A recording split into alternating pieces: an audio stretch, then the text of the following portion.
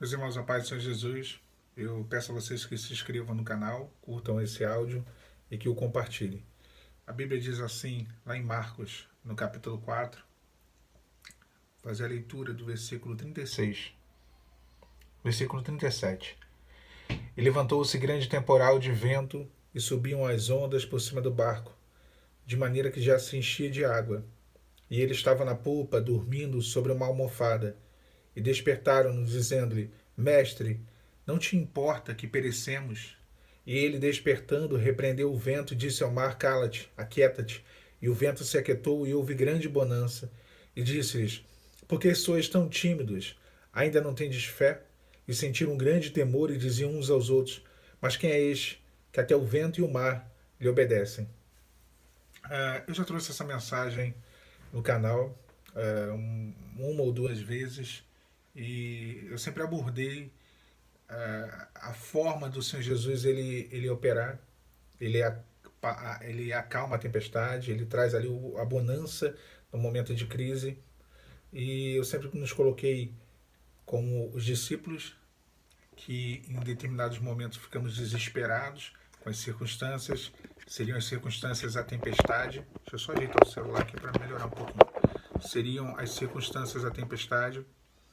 E esse barco seria a nossa travessia, seria o nosso deserto, né? Onde às vezes no meio do deserto vem as lutas, vem as circunstâncias, vem todas as dificuldades possíveis para poder tentar nos tirar do foco, nos tirar do caminho do Senhor. Deixa assim mesmo. E só que eu queria fazer uma abordagem diferente nessa leitura. Jesus ele estava dormindo dentro do barco. Estava lá dormindo. Né? A palavra fala que o temporal, que levantou-se um grande temporal de vento e subiram as ondas em cima do barco. Quer dizer, a onda estava acima do barco, do nível do barco. O tamanho das ondas deveriam ser enormes, aquelas ondas. E o temporal se levantou. E ele estava lá dormindo. O barco se enchia de água e ele estava lá numa almofada, na polpa do barco, né, deitadinho lá, tranquilo. A pergunta que eu faço é: da onde vem essa tranquilidade? De onde vem essa paz? De onde vem essa segurança que no meio de uma tempestade fez com que Jesus ele tivesse absolutamente calmo? Alguém pode dizer assim: ah, mas Jesus é Deus, Jesus não vale a lã. Vale lembrar que ele era sim totalmente Deus, mas também era totalmente homem. Ele estava aqui como um homem. A palavra diz lá em João que o Verbo se fez carne e habitou entre nós. Então, ele não era somente Deus, ele era Deus e homem. Era Deus tabernaculando com o homem. Lembra o que era o tabernáculo? Era aquele templo provisório, passageiro, lá no deserto, nos 40 anos do deserto. Eles não tinham templo. Aí o Senhor deu para eles uma ordem: ó, façam um tabernáculo, e esse vai ser o templo de vocês, um templo móvel.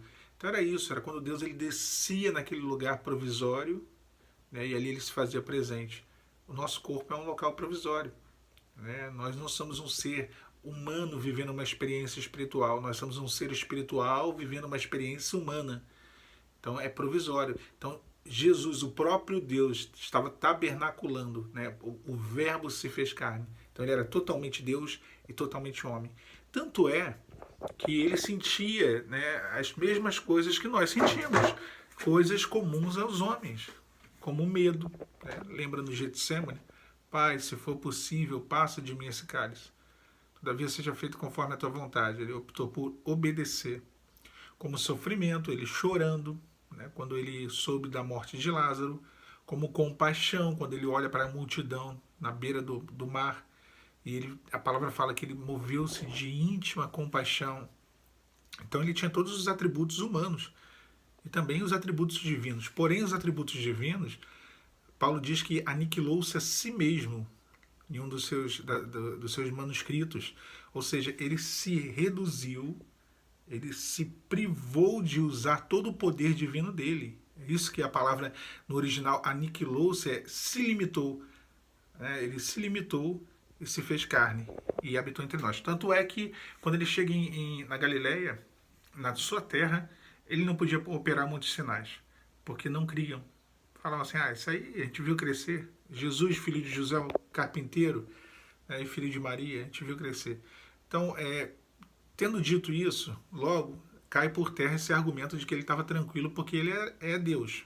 É Deus, ele estava tranquilo, sendo Deus, ele estava absolutamente tranquilo. Não. Ele estava tranquilo e aí isso gera em nós alguns questionamentos. Talvez não sejam uma ou duas respostas.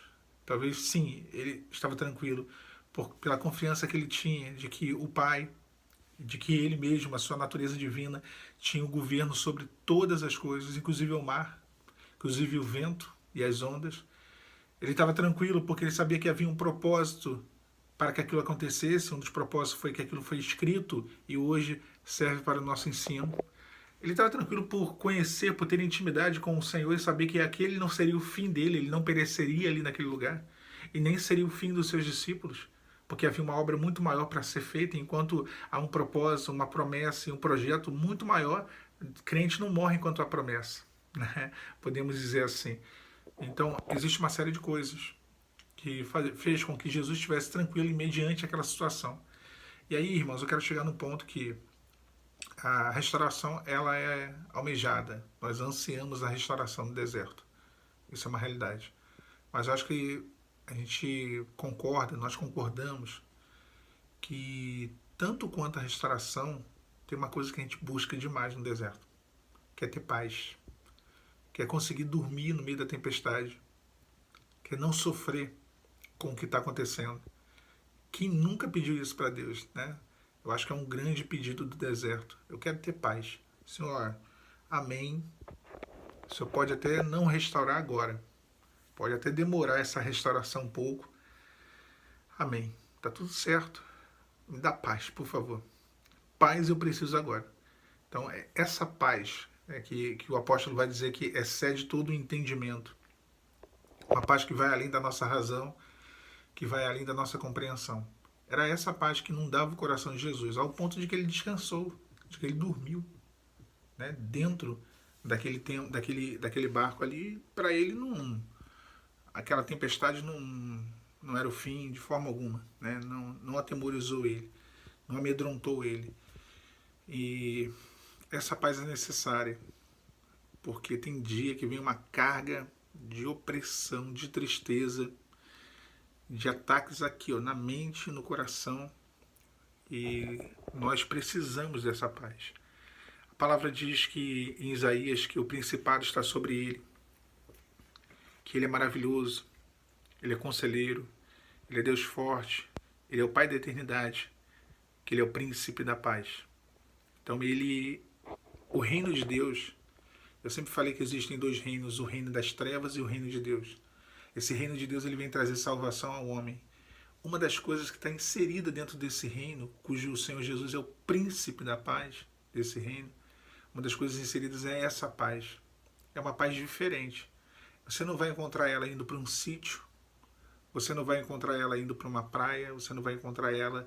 Você pode ir para o melhor lugar do mundo, porque essa paz ela não é externa, ela não está no lugar que você está, ela não está nas pessoas que você está ali conversando naquele momento, não, ela está dentro de você, ou não. Então é uma paz interna, é uma paz que vem dentro da nossa alma, dentro do nosso coração. O Senhor Jesus ele diz, a minha paz eu vos dou, eu não vou lá dou como o mundo a dá, porque a paz do mundo é diferente da paz do Senhor Jesus. A paz do mundo é complicada, né? Ela não é paz, ela pode ser até tranquilidade, mas paz não é. Eu me lembro uma vez que eu falei para minha esposa assim, vamos descansar, eu quero ter um pouco de paz, vamos passear. Aí fomos para o shopping, para ter paz no shopping. Eu já perdi a minha paz na fila de entrada para o cinema. Eu já perdi minha paz ali, porque era fila para entrar no estacionamento, era fila para entrar no cinema, era fila para comprar pipoca. Então a paz foi embora. Essa é a paz que o mundo tem.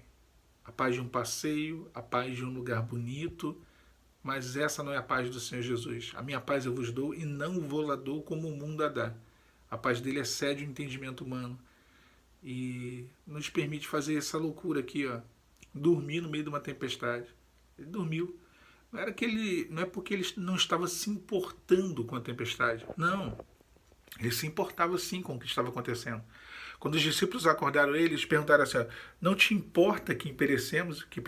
É claro que ele se importava. Ou seja, tu não está ligando não, tu vai morrer. Ele se importava. O sono de Jesus aqui não era igual ao sono de Jonas no Antigo Testamento, que foi dormir no meio da tempestade para morrer. Aquele foi dormir para morrer mesmo. Há uma diferença entre descanso e comodismo. Uma grande diferença. Aquele que descansa em Deus é uma coisa, no meio da tempestade. Aquele que dorme e se acomoda no meio da tempestade é outra. Esse morre. Para um, a salvação, livramento e milagre. Para o outro, o que lhe é reservado é a barriga do peixe. Tá? Então há uma distinção. Aqui a gente pode até colocar aqui, nós, como Jesus, alcançando a paz e descansando no meio da tempestade, e o seu marido e a sua esposa no meio da tempestade, que dá lá também, como Jonas, dormindo para a perdição, até que Deus trate com eles. Então fica essa palavra para vocês, para mim, que nós venhamos buscar, e não só buscar, e alcançar, além de tudo, essa paz que excede o entendimento humano. Tá bom? Paz do Senhor Jesus.